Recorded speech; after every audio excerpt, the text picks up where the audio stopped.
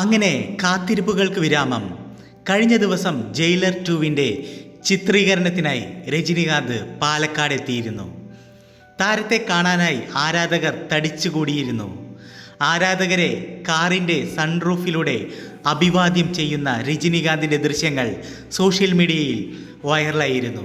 കേരളത്തിലെ ചിത്രീകരണത്തിന് പിന്നാലെ ചെന്നൈയിൽ മടങ്ങിയെത്തിയപ്പോഴാണ് രജനികാന്ത് ജയിലർ 2-വിൻ്റെ റിലീസ് തീയതി പ്രഖ്യാപിച്ചത്. 2026 ജൂൺ 12-ന് ജയിലർ 2 റിലീസാകുമെന്നാണ് രജനികാന്ത് അറിയിച്ചിരിക്കുന്നത്. രജനികാന്തിൻ്റെ ഈ വാക്കുകൾ ആരാധകരെ ആവേശം കൊള്ളിച്ചിരിക്കുകയാണ്. രജനികാന്തിൻ്റെ കരിയറിലെ ഏറ്റവും വലിയ വിജയങ്ങളിലൊന്നാണ് ജയിലർ.